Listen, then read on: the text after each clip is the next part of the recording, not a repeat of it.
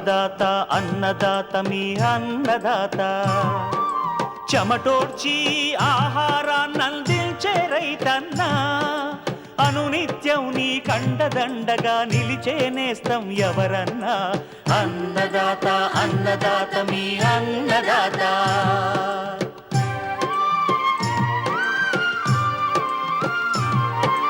నూతన రీతుల సాగుబడికి నూరింతలు పెరిగే దిగుబడికి సూచనలిచ్చే సస్య రక్షణకు పశు పోషణకి శాస్త్ర విజ్ఞానం అందించి ముందుకు నడిపే తెలుగు రైతు భారతదేశానికి మకుటం అయ్యేలా తీర్చిదిద్దే ఆశయంతో మిమ్ము మేలు కొలిపేది అన్నదాత అన్నదాత అన్నదాత మీ అన్నదాత అన్నదాత అన్నదాత మీ అన్నదాత. అన్నదాత ప్రేక్షకులకు నమస్కారం. ఈనాటి ముఖ్యాంశాలు: సార్వా వరిలో ఎలుకల నిర్మూలనకు సమగ్ర చర్యలు, కుసుమ సాగులో మెలకువలు,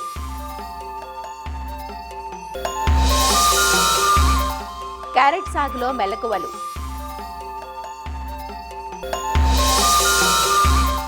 ఇంకా జై కిసాన్ వ్యవసాయ సమాచారం.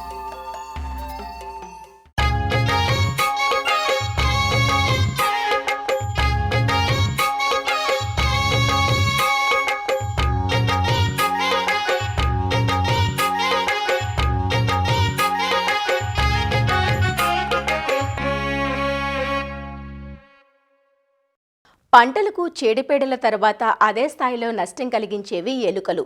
నారు పోసింది మొదలు కోత వరకు ప్రతి దశలోనూ రైతు కంటి మీద కునుకు లేకుండా చేస్తుంటాయి.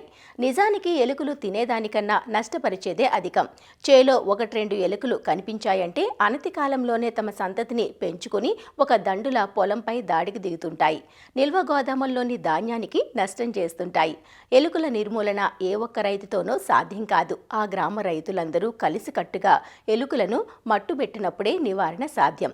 ఎలుకల నివారణకు సమగ్ర పద్ధతులు ఆచరించాలంటూ తెలియజేస్తున్నారు ఆచార్య ఎన్జీ రంగా వ్యవసాయ విశ్వవిద్యాలయం శ్రీకాకుళం జిల్లా నైరా వ్యవసాయ కళాశాల విస్తరణ విభాగం అధ్యాపకులు డాక్టర్ డి చిన్నమనాయుడు.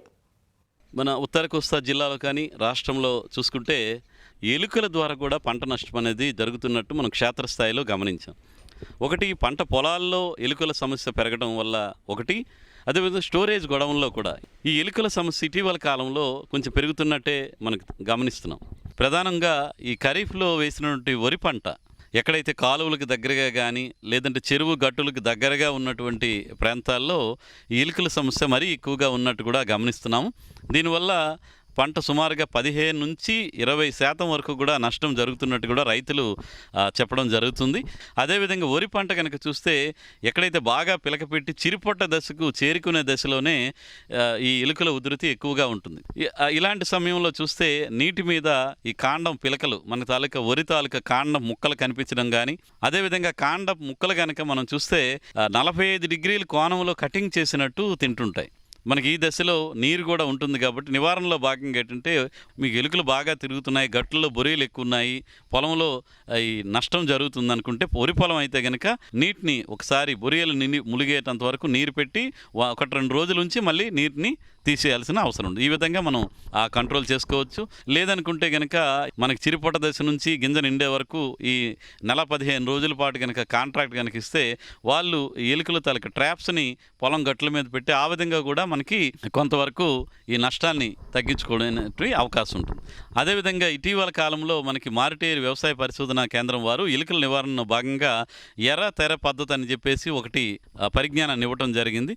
దీనివల్ల ఏంటంటే మనకి ఎక్కడైతే ఎలుకలు సంచరిస్తున్నాయని ఉంటుందో చుట్టూ కూడా 2.5 అడుగులు ఎత్తు వచ్చే విధంగా మన పాలిథిన్ షీట్ ఒకటి కట్టేస్తారు చుట్టూని.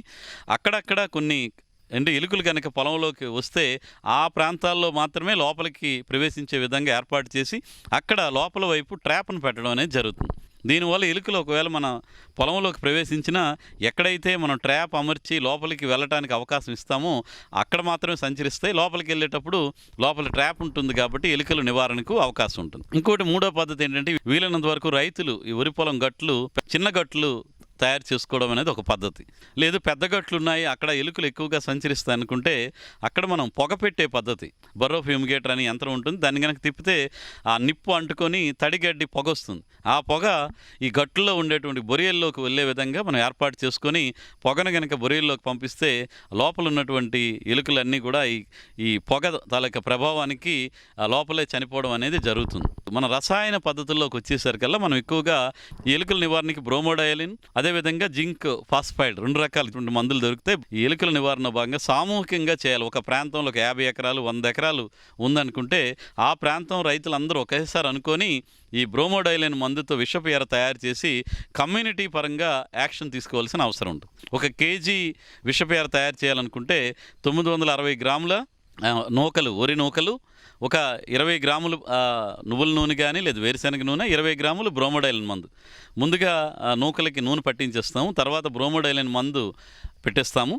దాన్ని ప్రతి దగ్గర కూడా ఎక్కడైతే ఎలుకలు బాగా సంచరిస్తున్నాయో ఆ గట్ల అంచులను వెంబడి ప్రతి 20 మీటర్లకు ఒక దగ్గర 20 నుంచి 30 గ్రాముల ఈ బ్రోమోడైలిన్ విషపేరుని పెట్టుకుంటే ఎలుకలు అవి తిని మనకి చనిపోయేటువంటి అవకాశం ఉంటుంది. అదేవిధంగా ఈ బ్రోమోడైలిన్ మందు పెట్టాలంటే మనకి వర్షాకాలంలో వర్షాలు పడిపోయి ఒకసారి మందు కరిగిపోయే అవకాశం ఉంటుంది. కాబట్టి దీనికోసం ఏంటంటే పెర్మనెంట్ బెయిట్ స్టేషన్స్ అంటారు. అంటే ఏ విధంగా అంటే మనం సిమెంట్ పైపు ఒక 4 అంగుళాలు వెడల్పు ఉన్నటువంటి సిమెంట్ పైప్ కానీ లేదంటే ప్లాస్టిక్ పైప్స్, ఇరిగేషన్ పైప్స్ కానీ తీసుకుని అది 1 అడుగున్నర వచ్చే విధంగా కటింగ్ చేసి మధ్యలో రంధ్రం చేసి ఆ పైపులోని మనం ఈ బ్రోమోడైలిన్ ఏదైతే తయారు చేసుకున్న విషపు ఎర మందు ఉంటుందో లోపల పెట్టి దానిపైన ఏదైనా మూతలాగా పెట్టేస్తాం. ఈ విధంగా కానీ లేదంటే కొబ్బరి చిప్పలు పైన ఒకటి కిందన ఒకటి పెట్టి అక్కడక్కడ మీరు పొలంలో కూడా ఈ బ్రోమోడైలిన్ విషపేరుని పెట్టుకోవచ్చు. ఈ చెరుకు రైతులు, వరి రైతులు, వేరుశనగ రైతులు ఎవరైనా కానీ ఈ మందు మిశ్రాన్ని పెట్టుకోవచ్చు. అదేవిధంగా స్టోరేజ్ గొడవల్లో కూడా ఉండేటప్పుడు కూడా ఈ బ్రోమోడైలిన్ విషపేరుని అనేది పెట్టుకోవడం అనేది చేయొచ్చు. అదేవిధంగా ఒక 20 లీటర్ల బకెట్లో నీరు సగానికి నింపి మనం గొడవంలో కనుక ఎక్కడైతే నెట్లు వేస్తామో నెట్లు పక్కన కనుక బకెట్లు పెడితే ఈ ఎలుకలు సంచరించేటప్పుడు బస్తాల మీద నుంచి ఒక నెట్టు నుంచి ఇంకొక నెట్టుకి ఎగిరేటప్పుడు అందులో పడిపోయేటువంటి అవకాశం ఉంటుంది. కాబట్టి అలాంటి వాటిని పెట్టుకోవడం. ఈ ఎలుకలను పట్టేటువంటి బోన్లు కూడా ఇప్పుడు అందుబాటులో ఉన్నాయి, వాటిని పెట్టుకోవచ్చు. ప్రత్యేకించి ఇళ్లల్లో కానీ మనం మనుషులు సంచరించేటువంటి ప్రాంతాలు ఏవైనా ఉంటాయి కనుక ఎలుకల తాలూకా జిగురు అట్టలు అంటాం. ఇప్పుడు స్టిక్కీ ట్రాప్స్ అని చెప్పేసి దొరుకుతున్నాయి, ర్యాట్ ట్రాప్స్ అని మనకి దొరుకుతున్నాయి. అవి పెద్దవి పెట్టుకుంటే దగ్గర 80 నుంచి 160 రూపాయలు ఉంటాయి. అవి ఒకసారి కనుక పెట్టామంటే వారం రోజుల పాటు పనిచేస్తుంది. కనీసం ఒక 10-15 ఎలుకలు అందులో అతుక్కుంటాయి. ఎలుక చనిపోదు, కాకపోతే కదలలేకుండా అయిపోతుంది. కాబట్టి ఎక్కడైనా ఇళ్లల్లో కానీ లేకపోతే ఈ స్టోరేజ్ గొడవల్లో కానీ ఎక్కడ ఇంటర్నల్గా మనం లోపల పెడితే అక్కడ ఈ జిగురు అట్టలు, ర్యాట్ ట్రాప్స్ని కూడా వాడుకొని కూడా మనకి కంప్యూటర్ ల్యాబ్స్ ఎక్కడైనా ఉంటే అక్కడ పెట్టేటప్పుడు ఈ జిగురు అట్టలను కనుక పెట్టుకుంటే అక్కడ కూడా ఎలుకలు బాగానే నివారణ జరుగుతుంది.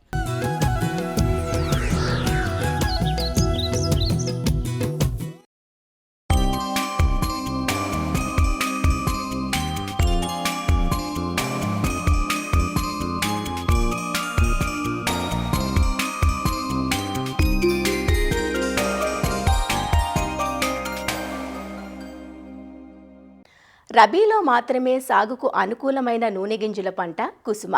కొద్దిపాటి నీటి వస్తు ఉన్న నల్లరేగడి భూముల్లో సాగుకు అనుకూలంగా ఉంటుంది.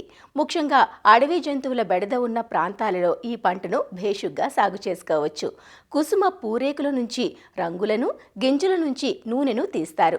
కుసుమ నూనెలో కొలెస్ట్రాల్ను తగ్గించే అసంతృప్త కొవ్వు పదార్థాలు ఎక్కువగా ఉంటాయి. కుసుమ సాగు తెలుగు రాష్ట్రాల్లో తక్కువే. ఉమ్మడి రంగారెడ్డి, మెదక్, మహబూబ్ నగర్, కొంతవరకు నెల్లూరు జిల్లాల్లో ఈ పంట సాగు కనిపిస్తుంది.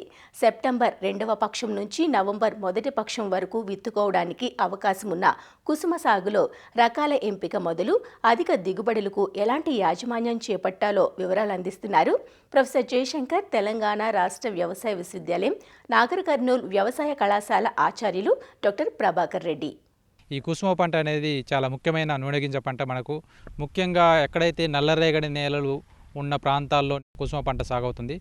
నల్లరేగడి నేలలతో పాటు ఎక్కడైతే నీరు నిలబడే నేలలు, దాంతోపాటు బలం కలిగిన ఎర్ర నేలలు అయినా కానీ నీటి సదుపాయం కలిగిన ఎర్ర నేలల్లో కూడా మనము ఈ కుసుమ పంటను సాగు చేసుకోవచ్చు. ఎక్కడైతే ఈ యొక్క అడవి పందుల బెడద కానీ, కోతులు కానీ ఇలాంటి బెడద ఎక్కువగా ఉన్న ప్రాంతాల్లో, ఏజెన్సీ ప్రాంతాల్లో, గుట్టలున్న ప్రాంతాల్లో ఈ పంటకు ముళ్ళు ఎక్కువగా ఉండటం వల్ల అయితే వాటి నుంచి కూడా తప్పించుకొని మంచి దిగుబడి సాధించుకునే అవకాశం ఉంటుంది. అక్టోబర్ మొదటి వారం నుంచి నవంబర్ 2వ వారం వరకు కూడా ఈ పంటను సాగు చేసుకోవచ్చు. సో ఆ తర్వాత కనుక ఈ పంటను సాగు చేసుకుంటే దిగుబడి తగ్గిపోయే అవకాశం ఉంటుంది. ఈ వరుసల మధ్యలో 45 సెంటీమీటర్లు, మొక్కల మధ్యలో 20 సెంటీమీటర్ల దూరం పెట్టుకొని మనం గొర్రుతో కానీ నాగటి సాలల్లో కానీ విత్తుకున్నట్లయితే ఆప్టిమం ప్లాంట్ పాపులేషన్ వచ్చే అవకాశం ఉంటుంది. మనకి అనుకూలమైన రకాలు కనుక చూసినట్లయితే TSF1 అనే రకము తెల్ల గింజ నువ్వు రకము. ఈ రకము ఎకరానికి 6 నుంచి 7 క్వింటాల వరకు దిగుబడి వస్తుంది. మనకి 125 రోజుల వరకు కూడా పంటకాలం కలిగి ఉంటుంది. ఈ రకం ఎండు తెగులను తట్టుకుంటుంది. దీంతోపాటు ముఖ్యంగా మనం చూసినట్లయితే మంజీరా అనే రకం కూడా మనకి 115 నుంచి 120 రోజుల పంటకాలం కలిగిన రకం. ఈ రకం 5 క్వింటాల వరకు కూడా దిగుబడి వచ్చే అవకాశం ఉంటుంది. నారీ 6 అనే రకం కూడా మన ప్రాంతానికి అనుకూలం. ఈ రకాలు అనేది మనకి ఎకరానికి 4 కేజీల వరకు విత్తనం అవసరం అవుతుంది. 1 కేజీ విత్తనానికి 1 గ్రామ్ కార్బనిజంతో విత్తన శుద్ధి చేసుకోవాల్సిన అవసరం ఉంటుంది. ఈ జీవన ఎరువులతో కూడా విత్తన శుద్ధి చేసుకున్నట్లయితే మనకు నత్రజని స్థిరీకరణ జరిగి కొంతవరకు మనము రసాయన ఎరువుల రూపంలో వేసే మోతాదును తగ్గించుకునే అవకాశం ఉంటుంది. అజోస్పైరిలం అనే జీవన ఎరువుని 1 కేజీ విత్తనానికి 25 గ్రాముల వరకు విత్తన శుద్ధి చేసుకున్నట్లయితే కూడా ఈ నత్రజని స్థిరీకరణ చేసుకునే అవకాశం ఉంటుంది. దీంతోపాటు మనకు ముఖ్యంగా ఈ రసాయన ఎరువుల యాజమాన్యం కనుక చూసినట్లయితే మనం విత్తుకునేటప్పుడు మనము నేల యొక్క భూసార పరీక్ష, భూసారాన్ని ఆధారంగా 1 బస్తా నుంచి 1 బస్తాన్నర వరకు కూడా ఈ సింగిల్ సూపర్ ఫాస్ఫేట్ను వేసుకోవాల్సిన అవసరం ఉంటుంది. ముఖ్యంగా రైతులు గుర్తుపెట్టుకోవాల్సింది ఏంటంటే కాంప్లెక్స్ ఎరువుల కంటే కూడా ఈ సూటి ఎరువైన సింగిల్ సూపర్ ఫాస్ఫేట్ను వేసుకుంటే దాంట్లో ఉండే కాల్షియం, గంధకం మొక్కకు ఉపయోగపడి ఈ యొక్క నూనె గింజల పంటల్లో నూనె యొక్క శాతం పెరగడానికి ఉపయోగపడుతుంది. 20 నుంచి 25 కిలోల వరకు యూరియాను కూడా విత్తుకునేటప్పుడు వేసుకోవాల్సిన అవసరం ఉంటుంది. తర్వాత మనం విత్తనం 30 నుంచి 35 రోజుల సమయంలో ఆ తడి ఇచ్చిన సమయంలో మనం మరొక 20 కేజీల యూరియాను పైపాటుగా వేసుకుంటే సరిపోతుంది. ఈ పేనుబంక ఎక్కువగా వచ్చే అవకాశం ఉంటుంది. దీని గురించి కానీ డైమిథోయేట్ 2 ml per లీటర్ తోటి మనం పిచికారీ చేసుకున్నట్లయితే ఈ పేనుబంక నివారించుకునే అవకాశం ఉంటుంది. దాంతోపాటు ఎండు తెగులు కూడా వచ్చే అవకాశం ఉంటుంది. ఈ ఎండు తెగులు నివారణకి మనకు మ్యాంకోజెబ్ అనే తెగులు మందును మనం 2.5 గ్రాముల లీటర్ నీటి కలిపి పిచికారీ చేసుకోవచ్చు. నీటి తడులు ముఖ్యంగా 30 రోజుల దశలో, పెరుగుదల దశలో, దాంతోపాటు 65 రోజుల దశలో, పూత దశలో ఈ 2 చాలా సున్నిత దశలు. ఈ దశలో తప్పనిసరిగా మనం నీటి సదుపాయాన్ని అందించవలసిన అవసరం ఉంటుంది. ఈ కోత కనుక చూసినట్లయితే ముళ్ళు ఎక్కువగా ఉంటాయి కాబట్టి ఇది మనం వరి కోత యంత్రాలతో మనం కోసుకునే అవకాశం ఉంది కాబట్టి రైతులు నిరభ్యంతరంగా ఈ కోతకు సంబంధించిన లేబర్ని కూడా మనం తగ్గించుకొని ఈ వరి కోత యంత్రం ద్వారా మనం కోసుకునే అవకాశం ఉంటుంది.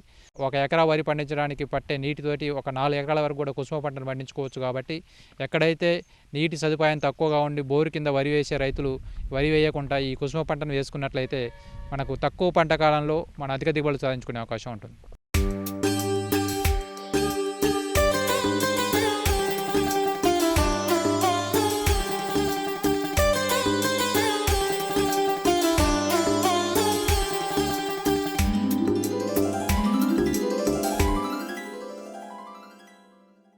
విటమిన్ ఏ పుష్కలంగా ఉండి శీతాకాలంలో ఎక్కువగా సాగయ్యే దుంప పంట క్యారెట్. కూరగాను, సలాడ్గాను క్యారెట్ వినియోగం ఎక్కువగా ఉంటుంది. సంవత్సరం పొడవునా మార్కెట్లో డిమాండ్ ఉన్న కేవలం చలికాలంలో పండించే పంట నుంచి మాత్రమే అధిక దిగుబడులు పొందే వీలుంది. ఆగస్టు నుంచి డిసెంబర్, జనవరి వరకు పలు దఫాలుగా విత్తుకునే అవకాశం ఉన్న క్యారెట్ నుంచి అధిక దిగుబడులు పొందాలంటే విత్తు నుంచి తీత వరకు మెలకువలు పాటించాలి. ఆ వివరాలు ఇప్పుడు చూద్దాం. క్యారెట్ సాగుకు చల్లని వాతావరణం అనుకూలం. నాణ్యమైన దుంపల దిగుబడికి 18 నుంచి 24 డిగ్రీల ఉష్ణోగ్రత ఉన్నప్పుడు దుంపల దిగుబడి బాగుంటుంది. ఉష్ణోగ్రత పెరిగే కొద్దీ దుంప పెరుగుదలతో పాటు రంగు కూడా సరిగా ఉండదు. పంటను దఫదఫాలుగా విత్తటం ద్వారా మార్కెట్ డిమాండ్కు అనుగుణంగా దిగుబడిని పొందే అవకాశం ఉంటుంది. క్యారెట్ సాగుకు ఎంచుకున్న పొలాన్ని 1-2 సార్లు బాగా దున్నుకోవాలి. తర్వాత 10 నుంచి 15 టన్నుల పశువుల ఎరువు వేసి కలియదున్నాలి. దీనితో పాటు ఎకరానికి 16 కిలోల భాస్వరాన్ని ఇచ్చే సూపర్ ఫాస్ఫేట్ ఎరువును మొదటి దుక్కిలో వేసుకోవాలి. క్యారెట్ సాగుకు నాన్-10, చాన్-10 అనే రకాలున్నాయి. అలానే ఈ మధ్యకాలంలో పూసా యమదగ్ని, పూసా కేసర్ వంటి హైబ్రిడ్ రకాలు అందుబాటులోకొచ్చి మేలైన దిగుబడులను అందిస్తున్నాయి. ఎకరా క్యారెట్ సాగుకు 2 కిలోల విత్తనం సరిపోతుంది. విత్తే ముందు బోదెకు మధ్య 60 నుంచి 65 సెంటీమీటర్లు, అలానే బోదెకు 2 వైపులా సాలుకు మధ్య 30 సెంటీమీటర్లు ఉండే విధంగా చూసుకుని విత్తనాన్ని నాటుకోవాలి. కలుపు నివారణకు విత్తనం నాటిన 48 గంటల్లోపు నేలలో సరిపడా తేమ ఉన్న సమయంలో ఎకరానికి 1.25 లీటర్ల పెండిమిథాలిన్ మందును నేల తడిచేలా పిచికారీ చెయ్యాలి. పంట మొలిచిన తర్వాత కలుపు వస్తే 15 నుంచి 20 రోజుల మధ్యలో ఎకరానికి 300 గ్రాములు మెట్రిబుజిన్ మందును 200 లీటర్ల నీటికి కలిపి పిచికారీ చేస్తే క్యారెట్ పంటకు ఎలాంటి నష్టం లేకుండా కలుపును నివారించుకోవచ్చు. క్యారెట్ను విత్తిన 10 నుంచి 15 రోజుల తర్వాత థిన్నింగ్ చేసుకోవాలి. మొక్కకి మధ్య 5 నుంచి 10 సెంటీమీటర్లు ఉండేలా కుదురుకు ఒక మొక్క చొప్పున ఉంచి ఒత్తుగా ఉన్న మొక్కలను పలుచన చెయ్యాలి. ఇలా చేయటం వల్ల దుంప ఊరుదల బాగుంటుంది. ఎకరానికి 20 కిలోల నత్రజని, 20 కిలోల పొటాష్నిచ్చే ఎరువులను 3 దఫాలుగా నాటిన 20 నుంచి 30 రోజులకు మొదటిసారి, 45 రోజులకు రెండవసారి, 60 రోజులకు మూడవసారి వేసుకోవాలి. నీటి యాజమాన్యం ఈ పంటకు కీలకం. నేలను బట్టి, వాతావరణ పరిస్థితులను బట్టి 7 నుంచి 10 రోజుల వ్యవధిలో తడులందించాలి. నీరు ఎక్కువైతే దుంపకుళ్ళు ఆశించే ప్రమాదం ఉంటుంది. అందువల్ల తడులను అవసరాన్ని బట్టి అందించాలి. ఈ మధ్యకాలంలో చాలామంది రైతులు పారకం పద్ధతిని వదిలి సూక్ష్మ సేద్య పద్ధతులను ఆచరిస్తున్నారు. దీంతో నీటి వృధా తగ్గుతుంది. క్యారెట్ పంటకు ప్రధాన నష్టం కలిగించేది దుంపకుళ్ళు. దుంపకుళ్ళు రస్ట్ ఫ్లై అనే ఈగ కారణంగా ఆశిస్తుంది. తల్లి పురుగులు భూమి మీద గ్రుడ్లు పెడతాయి. గ్రుడ్ల నుంచి వచ్చిన పిల్ల పురుగులు దుంప పెరిగే దశలో కాండం తొలుచుకుని దుంపలోకి ప్రవేశించి రంధ్రాలు చేస్తాయి. పైనుంచి పంటను గమనిస్తే ముదురాకులు వడలిపోవటం, క్రొత్తగా వచ్చే ఆకులు తెలుపు రంగులో ఉండి వడలిపోయి ఉండడం కనిపిస్తుంది. ఈ లక్షణాలను గమనించినప్పుడు దుంపలను పీకి చూసినట్లయితే అవి కుళ్ళిపోయి కనిపిస్తాయి. నివారణకు లీటరు నీటికి 2 మిల్లీలీటర్ల మలాథియాన్ కలిపి పిచికారీ చెయ్యాలి. క్యారెట్ విత్తిన 90 నుంచి 100 రోజులకు పంట కోతకు వస్తుంది. దుంప త్రవ్వకం ఆలస్యమయ్యే కొద్దీ పీచు ఎక్కువై నాణ్యత తగ్గిపోతుంది. కోత చేసే ముందు పంటకు తడిచ్చి మొక్కలను పీకాలి. దుంపలను నీళ్లల్లో కడిగి ఆరబెట్టి మార్కెట్టు చేసుకోవాలి. అన్ని యాజమాన్య పద్ధతులు పాటిస్తే ఎకరాకు 8 నుంచి 12 టన్నుల వరకు దిగుబడిని పొందవచ్చు.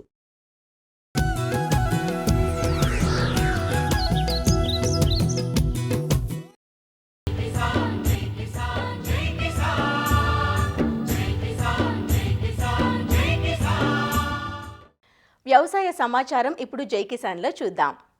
కంది పంటలో దిగుబడుల తగ్గుదలకు ప్రధాన కారణంగా ఉంటోంది స్టెరిలిటీ మొజాయిక్ తెగులు.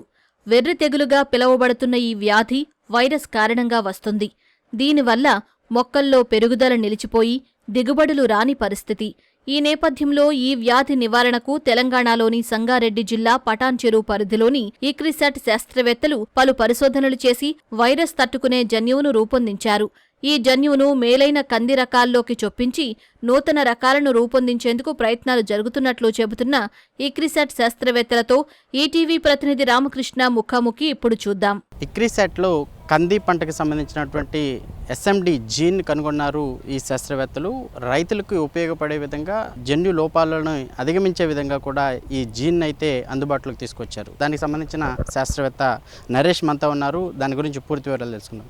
సార్, ఏంటి ఈ జన్యు ఎస్ఎండి ఏంటి, ఈ జన్యు సంబంధించినటువంటి వివరాలు ఏంటి, మొత్తం దీన్ని కనుగొనడానికి ఎంత సమయం పట్టింది? ఈ ఎస్ఎండి అంటే స్టెరిలిటీ మొజాయిక్ డిసీజ్. ఇది వైరస్ వల్ల వస్తుంది. ఇది కనుక వచ్చింది అనుకోండి, నార్మల్గా చెట్లు కాతకు రావన్నమాట. రాకపోవడం వల్ల మొత్తం ఈల్డ్ అనేది రాదు, 0% ఈల్డ్ వస్తుంది. సో దీన్ని అధిగమించడానికి మనము ఇక్రిసాట్ శాస్త్రవేత్తలందరూ దీనికి కారణమైన రెసిస్టెంట్ జీన్ అనేది కనుక్కున్నారనమాట. నార్మల్గా ఏం చేశామంటే ఫస్ట్ మనం ఆశా అనే ఒక వెరైటీ, అది మెగా వెరైటీ, దాని ఒక బ్రీడింగ్ పాపులేషన్ అనేది డెవలప్ చేసి దాన్ని మనము డిసీజ్ నర్సరీలో స్క్రీనింగ్ చేసి దానికి కారణమైన ఒక 15 ససెప్టబుల్ అండ్ రెసిస్టెంట్ వెరైటీస్ యొక్క జీన్స్ తీసుకొని దాన్ని పూలింగ్ చేసి సీక్వెన్స్ చేసి దాన్ని డాక్టర్ మనీష్ పాండే టీం వాళ్ళు దాన్ని మనకు రెసిస్టెంట్ జీన్ కనుక్కున్నారనమాట. అది కనుక్కోవడం వల్ల దాన్ని ఏం చేస్తారంటే, ఇండియాలో చాలా పిజన్పి రకాలు ఉన్నాయి, ఇప్పుడు మీడియం డ్యూరేషన్లో ఉన్నాయి. కాకపోతే దాని ఒక ఈ ఎస్ఎండి అనే ఒక రోగం వచ్చింది అనుకోండి, ఏమవుతుందంటే మొత్తం గ్రీన్గా వచ్చేసి 0 ఈల్డ్ అనేది వస్తుంది. సో అది మనం ఈ రెసిస్టెంట్ జీన్ మనం దాని యొక్క క్రాస్ చేసి కొత్త వంగడాలు డెవలప్ చేస్తాం అనుకోండి, ఈల్డ్ అనేది ఇంక్రీజ్ అవుతుంది, ఈ డిసీజ్ రెసిస్టెన్స్ వస్తుంది. సో మనకి ఈ రెసిస్టెన్స్ వెరైటీస్ డెవలప్ చేయడం అనేది చాలా ఇంపార్టెంట్ ఈ డిసీజ్ అనేది, ఎస్ఎండి స్టెరిలిటీ మొజాయిక్ డిసీజ్. దాదాపు 4 రాష్ట్రాల్లో కూడా దీనిపైన పరిశోధన చేసినట్టు కూడా చెప్తా ఉన్నారు. జన్యు లోపాలు వచ్చినప్పుడు రైతులు దీన్ని ఎలా గుర్తించాలి, దానిని అధిగమించడానికి రైతులు ఎలాంటి జాగ్రత్తలు తీసుకోవాలి? ఈ ఎస్ఎండి అనే రోగం వచ్చినప్పుడు ఏంటంటే నార్మల్గా వైరస్ వల్ల వస్తుందండి. వైరస్ వల్ల మైట్స్ అనే దాని వల్ల ఇది ట్రాన్స్ఫర్ అవుతుంది. సో మనం దీన్ని ఏం చేయాలంటే ఆకుల మధ్యలో పచ్చ కలర్ వస్తుంది అనమాట, డిస్కలరేషన్ అవుతుంది. దాన్ని మనము చెట్లను రిమూవ్ చేసి ఒక కవర్లో పెట్టి రిమూవ్ చేయాలి, వేరే దానికి తగిలించకుండా. మన చెట్లని జాగ్రత్తగా పీకి వేరే చోటుకు తీసుకొచ్చి తగలకుండా దాన్ని తగలబెట్టాలన్నమాట. చాలా జాగ్రత్త, 1-2 ఉన్నప్పుడు తీసేసాం అనుకోండి, ఇది మనకు ఎక్కువ స్ప్రెడ్ కాదనమాట. సో దాన్ని మనము ముందుగానే గుర్తించవచ్చు. ఇది ఓన్లీ మనకు చెట్లు కాతక రానివి ఏవైతే ఉన్నాయో ఈజీగా ఐడెంటిఫై చేయడానికి మనకు వీలు ఉంటుంది. ఈ జన్యు లోపాలు ఉన్న ఎస్ఎండి జన్యు ఏదైతే ఉందో దాన్ని పరిష్కరించడానికి, అలాగే మీరు గుర్తించి దాన్ని అధిగమించడానికి ఎంత సమయం పట్టింది? మనకి ఇది డెవలప్ చేయడానికి 2 సంవత్సరాల కాల వ్యవధి పట్టిందండి. సార్ మీరు చెప్పండి, మీరు ఒక దీంట్లో విత్తన డెవలపర్గా ఉన్నారు, ఈ జన్యు సంబంధించినటువంటి వివరాలు చెప్పమంటే. ఈ డిసీజే ఒక పెద్ద బాగా ఈ క్రాప్కి ఇండియాలో 30-40% లాస్ ఉంది ఇది నుంచి. ఒక్కసారి వస్తే ఇది కంట్రోల్ చాలా డిఫికల్ట్ ఉంటుంది యాక్చువల్లీ. అందుకోసమే our team develop that particular gene for controlling the disease register. Now what we are doing with that gene is we are transferring that particular gene to other allied cultivars or the mega varieties which we are in India, and we want to make them resistant cultivar deliverable to the farmers within a shortest period of time. Okay, కొత్తగా ఇంకేమైనా ఈ కంది పంటలో మన ఇక్రిసాట్లో ఇంకేమైనా varieties అందుబాటులోకి తేనున్నారు? ఇంకా hybrid డెవలప్మెంట్లో ఉంది, and early maturing pigeonpea varieties ఉన్నాయి, and water logging tolerant varieties కూడా డెవలప్లో ఉంది ఇప్పుడు. అంటే ఇప్పుడు రైతులకి అందించడానికి ఏమైనా కందికి సంబంధించినటువంటి వెరైటీస్ అందుబాటులో ఉన్నాయా? లేకపోతే ఇప్పుడు మీరు కొత్తగా కనుగొంటున్న ఈ కంది వెరైటీస్ ఎప్పటికి అందుబాటులోకి వచ్చే అవకాశం ఉంటుంది? ఇంకా ఇది 2 years పడుతుంది ఇది కంది ఫార్మర్స్ ఫీల్డ్ రావాలంటే. ఇది మొత్తంగా చూసుకోవచ్చు. ఏదైతే ఆకు మచ్చ తెగులు, సాధారణంగా ఆకు మచ్చ తెగులు అంటాం, దాంట్లో కూడా జన్యువులు అంటే ఒక పరమాణువులు మైక్రోస్కోప్కి కనిపించేటువంటి అణువును ఉన్న ఈ బాక్టీరియాలు కావచ్చు, అలాగే జన్యు లోపాలు కావచ్చు, ఈ శాస్త్రవేత్తలు అయితే మాత్రం దానిని నివారించి రైతులకైతే లాభం చేకూర్చే విధంగా అయితే కృషి చేస్తున్నారు. కెమెరామెన్ మోహన్తో రామకృష్ణ, ఈటీవీ న్యూస్, సంగారెడ్డి జిల్లా ఇక్రిసాట్ నుంచి. కర్నూలు జిల్లా ఎమ్మిగనూరులో ఉల్లి కొనుగోలు కేంద్రాన్ని ఇన్ఛార్జ్ కలెక్టర్ నవ్య ప్రారంభించారు. జిల్లా పశ్చిమ ప్రాంతంలోని ఎమ్మిగనూరు, గోనెగండ్ల, పెద్ద కడబూరు, దేవనకొండ, కొసిగి మండలాల ఉల్లి రైతులకు ఎమ్మిగనూరు కేంద్రం దగ్గరవుతుంది. కర్నూలు మార్కెట్లో కొనుగోలు కేంద్రం ఉన్నప్పటికీ రవాణా భారం, కొనుగోలు ఆలస్యంతో రైతులు ఇబ్బందులు పడుతున్న పరిస్థితుల్లో ఎమ్మిగనూరు మార్కెట్లో ఉల్లి కొనుగోలు కేంద్రం ఏర్పాటు చేసినట్లు అధికారులు చెబుతున్నారు. కేంద్రం ఏర్పాటుపై రైతులు సంతోషం వ్యక్తం చేస్తున్నారు. 100 ప్యాకెట్లు గ్రేడింగ్ చేసుకొచ్చినాను, 200 వేసుకొచ్చిన, ఇంకో 100 ప్యాకెట్లు చేనులోనే కులిపోయినాయి. వర్షంకి అన్నీ కులిపోయినవి ఏరుకొనే తెచ్చిన. ఎకరా 30 సెంట్లలోనే 300 ప్యాకెట్లు పండినది. దిగుబడి బాగా వచ్చింది, రేట్లు అయితే డౌన్ అయింది. ఇప్పుడు గవర్నమెంట్ తీసుకుంటుంది అంటున్నావు కదా, ఏదో ఇప్పుడు 500-600 కోసి వచ్చే కానీ గవర్నమెంట్ తీసుకునేది కొద్దిగా ఆదుకున్నట్లేదు. 100-200 రాస్తున్నారు. కాకపోతే మాకు గవర్నమెంట్ కొనడం వల్ల కొంచెం మాకు పర్వాలేదు, పెట్టుబడి కాటికన్నా అడ్జస్ట్ అవుతుంది. మరిన్ని విభిన్న అంశాలతో రేపటి అన్నదాతలో మళ్ళీ కలుసుకుందాం. నమస్కారం. అన్నదాతలు తమ సందేహాలు, సమస్యలను 1-800-425-4085 టోల్ ఫ్రీ నంబర్లో ఉదయం 10 నుంచి 11 గంటల మధ్య పని దినాలలో సంప్రదించగలరు. ఈ కార్యక్రమాన్ని యూట్యూబ్లో www.youtube.com/అన్నదాత ఈటీవీ లింక్ ద్వారా వీక్షించవచ్చు.